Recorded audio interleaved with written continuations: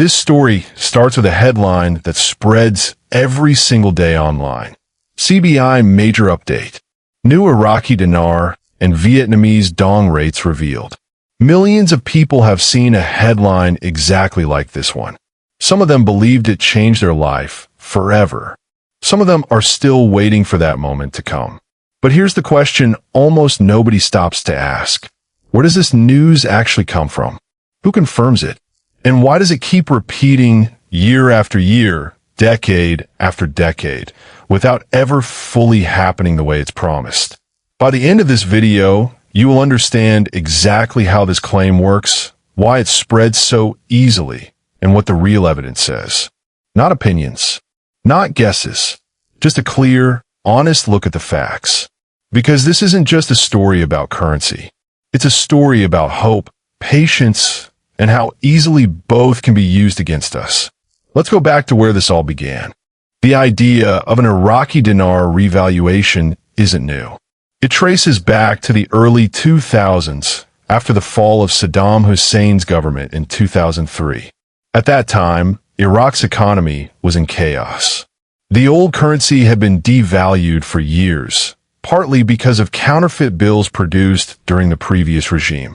To fix this, the Central Bank of Iraq introduced a new dinar in 2003, replacing the old notes. This was a real, documented event. It's the moment many online sellers point back to when they tell the story of the dinar. From that point forward, a belief started forming. The idea that Iraq's currency, once stabilized, would dramatically increase in value.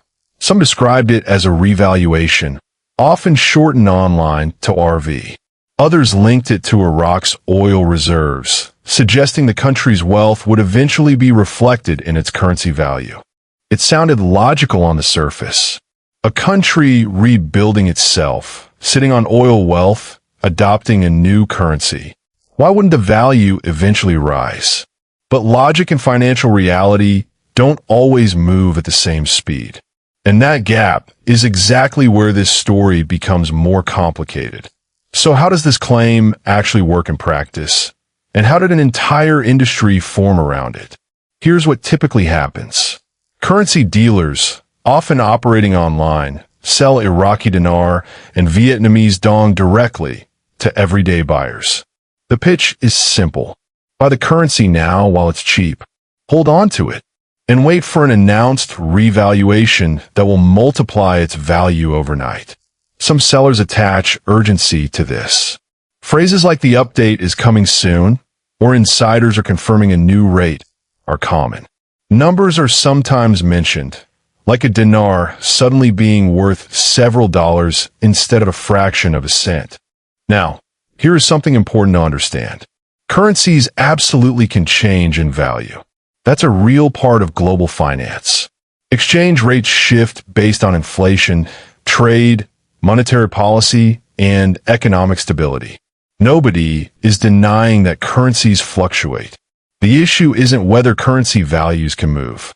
The issue is the specific claim being made here, that a single dramatic, guaranteed overnight jump is coming, confirmed by unnamed insiders again and again for years. That's a very different claim from normal economic fluctuation. And it's the part that deserves the closest look. Because when we examine that specific claim, the evidence tells a very different story than the headlines do. The Central Bank of Iraq communicates its monetary policy and official exchange rate through its own public channels. It has not issued the kind of announcement described in dinar marketing content, a sudden, guaranteed, large-scale revaluation event. State securities regulators in the United States have said plainly that the certain to appreciate language used by dinar sellers is a marketing claim, not something confirmed by Iraq's central bank or by any government body.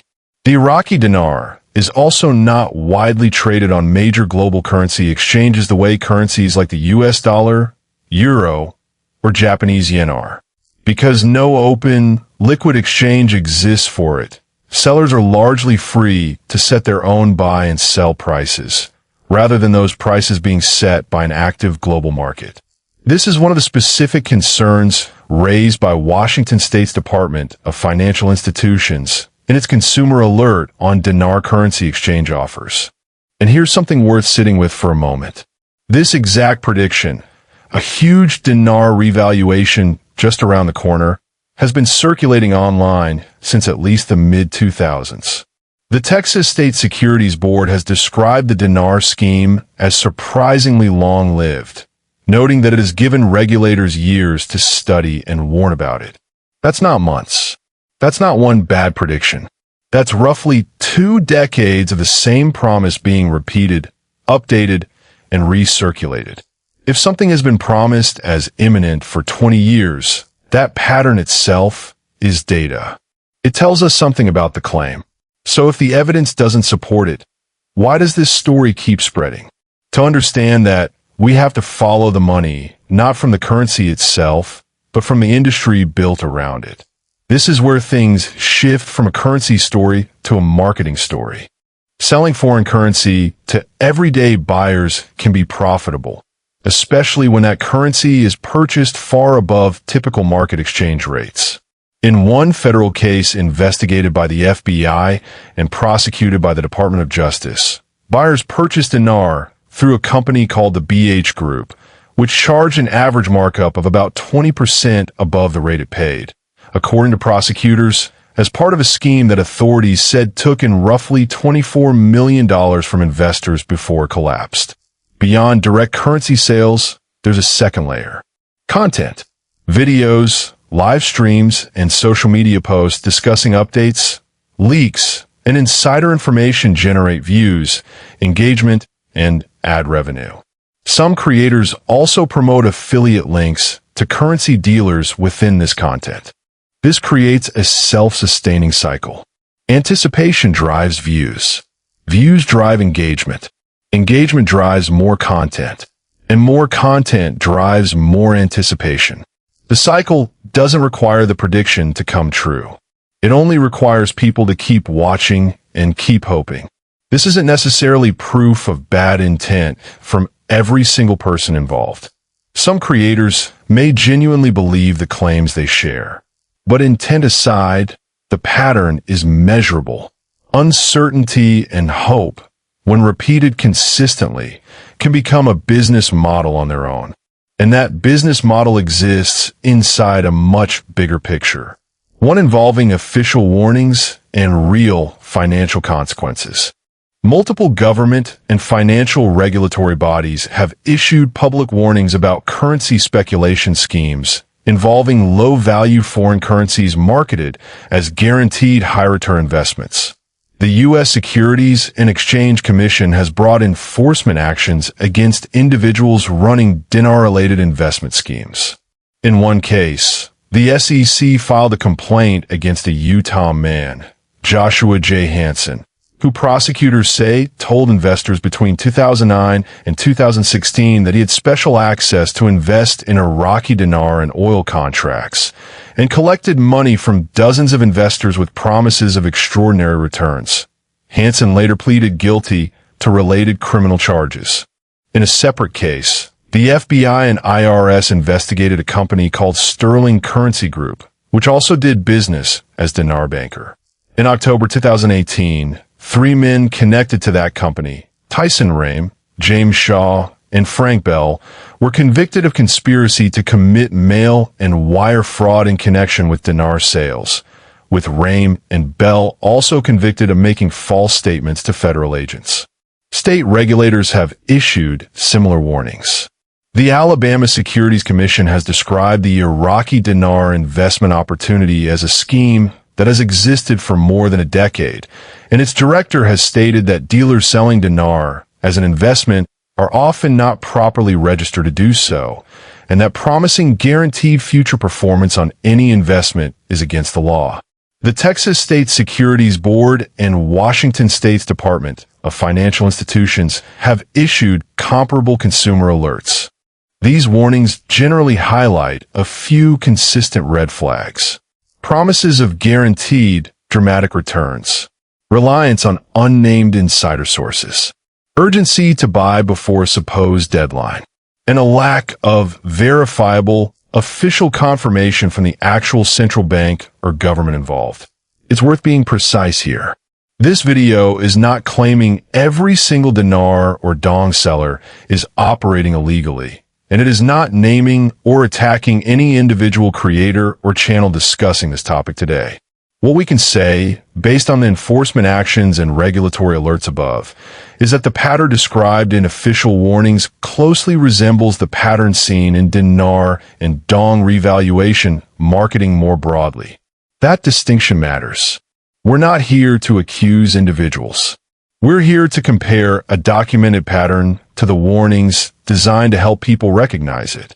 Numbers and warnings are one part of this story. But behind every purchase is a person. And that's where this story becomes harder to talk about. It's easy to talk about currency and marketing in abstract terms.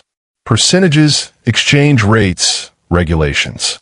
But behind this topic are real people making real decisions, often during difficult chapters of their lives. Some buyers are retirees, hoping to secure their financial future.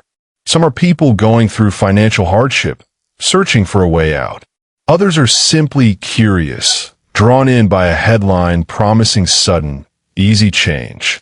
Reporting on the dinar market, including coverage for financial news outlets, has described everyday buyers who purchased dinar years earlier still holding on to it, waiting for a revaluation that has not occurred as promised. The same coverage has noted that this pattern of selling hope for future wealth has continued for roughly a decade and a half at minimum, spanning multiple prosecuted schemes and several regulatory warnings along the way. This isn't shared to embarrass anyone. It's shared because hope isn't a weakness. Wanting a better financial future is deeply human. The real issue isn't that people hoped. It's that hope was targeted by a narrative built on urgency and unconfirmed information, repeated for years without resolution. Understanding that difference between hope and being misled is part of protecting yourself and the people around you. So if this specific path isn't supported by evidence, what actually does work? This isn't about telling you to stop hoping for financial growth. It's about pointing that hope toward paths that are actually transparent and verifiable. Traditional, regulated investment options, things like diversified index funds, government bonds, or retirement accounts, are registered and overseen by regulators such as the SEC, publicly documented, and their performance can be independently checked at any time, rather than relying on unnamed sources. If someone is specifically interested in foreign currency or emerging markets, regulated forex trading platforms registered with bodies like the CFTC or verified emerging market funds offer exposure to currency movement through transparent, regulated systems, not informal buy-and-hold predictions based on unconfirmed insider claims. None of these options promise guaranteed returns either. No legitimate investment does. The difference is that their risks and structure are disclosed and verifiable, rather than hidden behind insider rumors. The core difference is simple. Legitimate financial paths are boring in the best possible way. They're documented. They're regulated. They're checkable. They don't require you to trust an anonymous voice promising a secret update. Before we close, let's bring this back to where we started. This video looked at the Iraqi Dinar and Vietnamese Dong revaluation claim, not to mock anyone who believed it, but to genuinely examine where it came from, how it spreads, and what verifiable evidence actually shows. What we found is a claim with a real historical starting point, a currency system that genuinely was reintroduced in 2003, but a specific promise, a guaranteed overnight revaluation, that has been repeated for roughly 2 decades without official confirmation from Iraq's central bank. We looked at how a content and sales ecosystem benefits from that ongoing uncertainty, including a documented federal case where buyers paid an average markup of around 20% on the currency they purchased. We looked at official warnings and completed prosecutions from the SEC, the FBI, the IRS, and multiple state securities regulators that describe this exact pattern. And we looked at the real people whose hope and patience have been tested by a story that keeps almost happening. If you're currently holding on to this hope, this isn't about shame. It's an invitation to look closer, ask questions, and seek verified, regulated information before making any financial decision. This content is for educational purposes only and is not financial advice. If this video helped you see this topic more clearly, consider sharing it with someone who might be holding on to the same hope. Sometimes the most valuable thing we can offer someone isn't an answer. It's a clearer question.